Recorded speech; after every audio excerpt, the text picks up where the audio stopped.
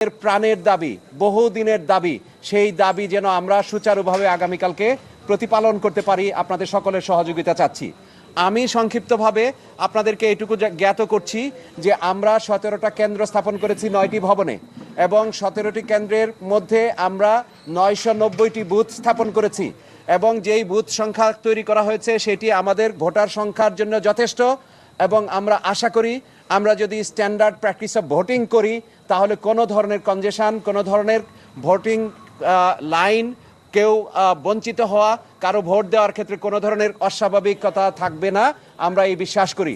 আমি অত্যন্ত আনন্দ চিত্তে আপনাদেরকে আহ্বান জানাই, আগামীকালকে আপনারা আমাদের এই মতিহার সবুজ চত্বরে উপস্থিত থেকে মিডিয়ার দায়িত্ব আপনারা পালন করবেন। কোনো ধরনের যদি অনিয়ম দেখেন, কোনো ধরনের যদি ব্যত্যয় ঘটে আমাদের উৎসবে, অনুগ্রহ করে আপনারা স্বাধীনভাবে আমাদেরকে জানাবেন।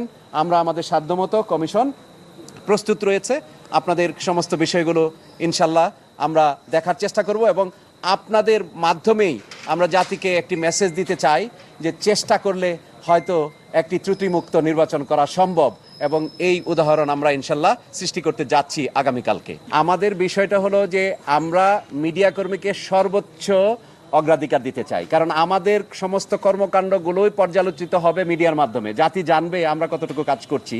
তো সেটি করতে গিয়ে আমরা ইতিমধ্যেই আপনাদের যারা এখানে এসছেন, কর্মরত আছেন, গত 2-3 মাস যাবৎ যারা কাভার করে এসছেন, তাদের সাথে আমাদের কিন্তু আলোচনা হয়েছে, এবং উভয় পক্ষের আলোচনান্তে আমরা একটি স্ট্যান্ডার্ড প্র্যাকটিস অফ মানে ভোটিং এবং এটা টেলিভাইজ করা, টেলিকাস্ট করা, এটি স্ট্যান্ডার্ড প্র্যাকটিসের মধ্যে রাখবো। এবং আমরা একটা গাইডলাইন আপনাদেরই রিকমেন্ডেশনে আমরা এটা তৈরি করেছি, এবং একটি ভোট কেন্দ্রে কোন পর্যন্ত যেতে পারবেন আমরা কিন্তু এটি আপনাদের যারা সহকর্মীরা আছে তাদের মধ্যে অলরেডি এটা আমরা দিয়ে দিয়েছি। আশা করি যে আপনারা কোনো ধরনের তথ্য পেতে কোনো ধরনের বাধা পাবেন না, এবং আপনারা স্বাধীনভাবে আপনাদের যে জায়গাটুকু আছে, যেভাবে আপনারা প্র্যাকটিস করেন, সেইটা রাজশাহী বিশ্ববিদ্যালয়ের জন্য স্পেশালি কোনো ধরনের শর্ত আরোপ করা হবে না।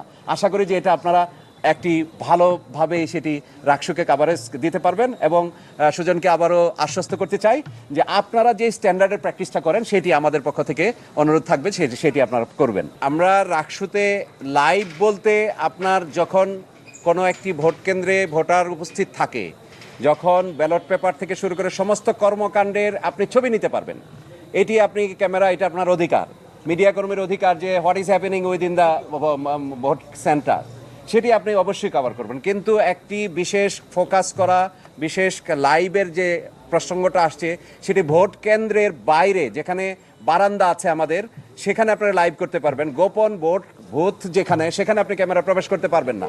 আপনি যে প্র্যাকটিস আমি বললাম আপনাদের উপরে ছেড়ে দিলাম, স্ট্যান্ডার্ড প্র্যাকটিস, সেই স্ট্যান্ডার্ড প্র্যাকটিসের মধ্যে আমরা আপনাদের সাথে কথা বলে ওইভাবে করে দিয়েছি। এখন চট্টগ্রাম বিশ্ববিদ্যালয় কিভাবে লাইভের বিষয় কতটুকু পর্যন্ত করেছে, আমার মনে হয় প্রফেশনাল জার্নালিস্ট হিসেবে আপনারা এটা ভালোভাবে মেনে চলবেন, এবং এটি এখানে আমার কাছে বিশেষ কোনো উত্তর দেওয়ার বিষয় নাই, কারণ এটা আমরা আলোচনা করে ফেলেছি।